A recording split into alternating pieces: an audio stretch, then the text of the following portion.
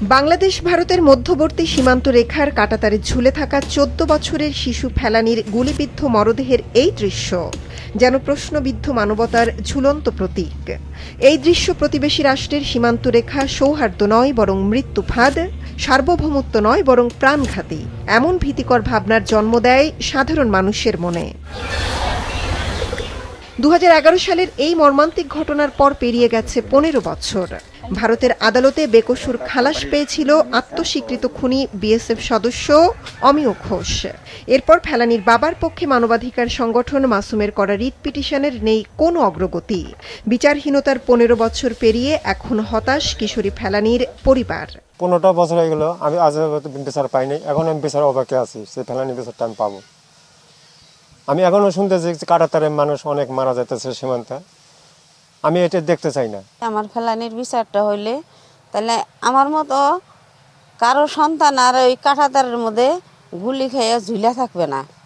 আজ ৭ই জানুয়ারি ফেলানীর মৃত্যুর দিনকে সামনে রেখে বিভিন্ন মানবাধিকার, সামাজিক ও রাজনৈতিক সংগঠনের পক্ষ থেকে পালন করা হয়েছে নানা প্রতিবাদী কর্মসূচি। সকালে জাতীয় প্রেস ক্লাবের সামনে ফেলানী সহ বিএসএফের নির্যাতনে, হত্যা, গুম ও পুশিনের সমস্ত ঘটনার বিচারের দাবিতে বিক্ষোভ সমাবেশ করে অধিকার। জনগণ একটি গণতান্ত্রিক রাষ্ট্র চায়, একটা গণতান্ত্রিক সংবিধান চায় এবং আজকে সীমান্ত হত্যা তারা বন্ধ চায়। বাংলাদেশের জাতীয় স্বাধীনতা এবং সার্বভৌমত্ব রক্ষার জন্য আমাদের লড়াই চলবে। আমরা কোনো দিবস পালন করতে চাই না, আমরা এই হত্যার বিচার চাই, নির্যাতন, গুম, খুন এগুলো বন্ধ করতে চাই।